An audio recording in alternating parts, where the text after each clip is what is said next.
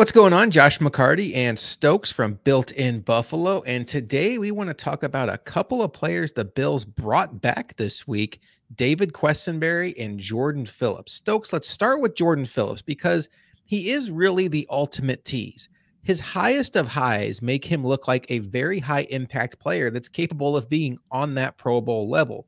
But the problem with Jordan Phillips since 2019, when he left the Bills to get that big contract with the Cardinals, is he just can't stay consistently on the field.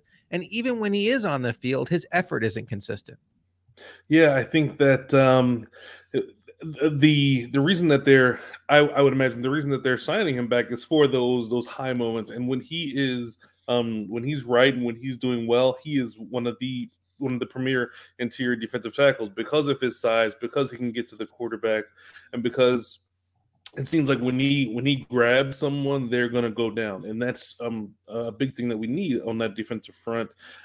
So I think it's a really good idea to bring him back. Just even if you get two of those, hey, Jordan Phillips 2019 games, that's worth it.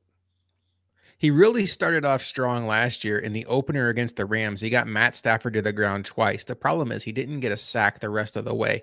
He did deal with injuries throughout the year, missed 5 regular season games, did come back for the second round of the playoffs, but you just saw him out there laboring, had the injured shoulder, was really trying to rush the passer with one arm. My favorite idea about this, though, Stokes, is they are not in a position where they are relying on Jordan Phillips for anything tangible. They signed him to a 1-year, $3 million deal, and he is in theory, going to be behind Daquan Jones, Ed Oliver, and Tim Settle as the fourth defensive tackle on the roster. I like that because you're not counting on production from Jordan Phillips, but you will certainly take it if you get it. Yeah, absolutely. And that's a great position for any organization to be in. We have the guy that's quote unquote low risk, high upside. If he goes back to his old form and he is a dominant force, then hey, he'll get more snaps. But if he's not, then it's all right. It's no big deal. We didn't bank on like high level production from the guy anyway. So I think it's going to be like found money if he produces anything or any amount of games where he is a guy that is wrecking a game. Another move the Bills made this week on Monday, they announced they have re-signed David Quessenberry to a 1-year deal. Quessenberry was the swing tackle in 2022. He started 3 games for the Bills, 1 at left tackle, 2 at right tackle. His season did not go well. The game he started against New England, he did get hurt in the game, but the Bills were running out of bodies. He was playing left tackle on essentially one leg, and there were some highlights or lowlights out there of him falling over trying to block Patriots players. And then unfortunately, in the first Jets game in the Meadowlands, he is the offensive lineman that gets beat clean on the play that Josh Allen got injured on and hurt his UCL. But overall, Stokes, I do find value in this signing because he is a guy with starting experience both on the left and right side. Did so for the Titans the entire year in 2021 on the right side. In 2020, he was the starter on the left side. He can play guard. He played guard for the Bills last year. 4-position versatility for a backup. Maybe not my favorite idea as your primary swing tackle, but solid insurance just in case the rest of the offseason doesn't go as planned. Yeah, I mean the first thing I thought of when I heard his name again, I was like, oh gosh, that one game where it was very noticeable when he was on the field and messing up.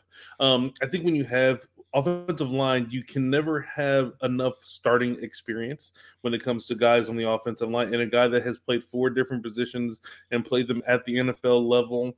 I think that's an important thing to have, not as a starter, but as a guy that, because offensive linemen, you never ever know when they're going to get nicked up. I've mentioned it a few times in previous shows. It is so frequent that guys, when they're getting tackled, they get rolled up on offensive linemen's legs. And having a guy that, if all goes poorly, hey, we need to go in there to get 10, 15 snaps at right guard or right tackle, or hopefully not left tackle. But having a guy that can just be viable for a short amount of time, that's important, especially when offensive linemen end up with lower leg injuries, and that could be 3 or 4 week injuries. And having a guy that's going to be able to fill in for that is important. In a perfect world, I don't think David Quessenberry would be your third tackle or your primary backup at any of those positions. But what I like about him is on game day, when you have a limited amount of active players you can have, and Stokes mentioned offensive lineman injuries can come in bunches.